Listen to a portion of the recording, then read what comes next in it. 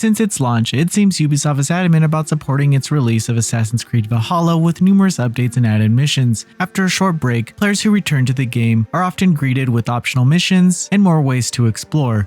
But the added story content is where it's at. Compared to the publisher's other open-world game Watch Dogs Legion, Assassin's Creed Valhalla is treated to new regions, introducing additional characters and features with its downloadable content. The latest content, The Siege of Paris, continues this approach by offering what I feel is one of the best expansions of any in the series to date.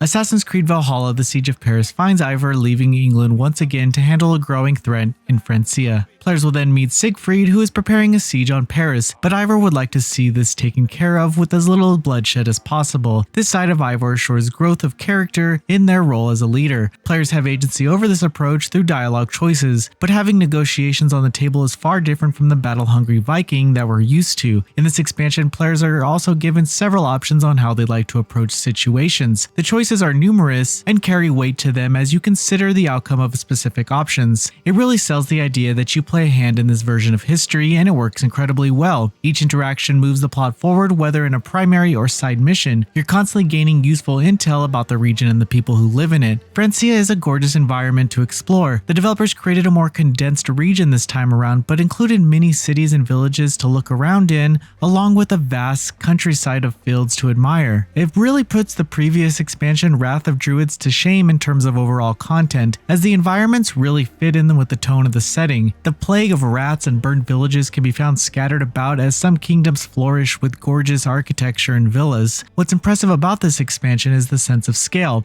A lot of the missions give you the option to go underground, and still there are many tunnels that lead to treasure and resources as well. Exploration is almost overwhelming with optional tasks that aren't required. This also ties into some additional underground puzzles that sell the Assassin's Creed series. However, I will say that Ivor is not as nimble as the previous characters, but I think these additions are great to port some time into for quality equipment. One of the most standout features of this expansion are the infiltration missions, where you have several options to how you'd like to approach an assassination. I tried multiple ways, including simply rushing in sword swinging, and each path you take is actually pretty fun. I will say that collecting intel on the situation offers better cinematics, but I can see how some people just want to flex their skills. These missions are tied into the main quests and add a layer of detective-style exploration found in Wrath of Druids, but doesn't weigh too heavily on elements such as following tracks.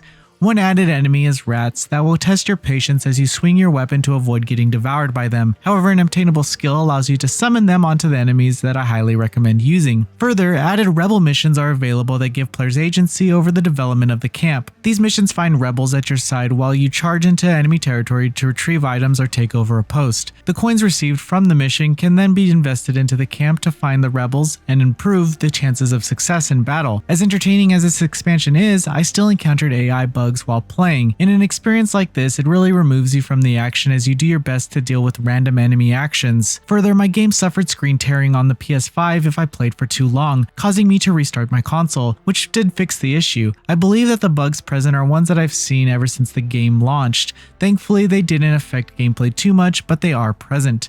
Assassin's Creed Valhalla: The Siege of Paris is an awesome expansion featuring gorgeous environments to explore and dozens of ways to progress through the campaign. There's around 15 hours of content to dive into, packed with choice-driven events and distracting treasures. The added infiltration missions make the expansion feel like a true Assassin's Creed title, but that also includes the random enemy AI and random glitches that fans of the series are used to by now.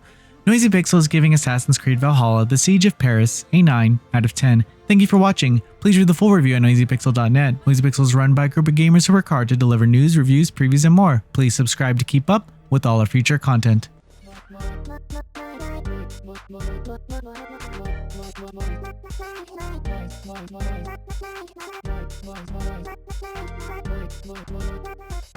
Noisy Pixel.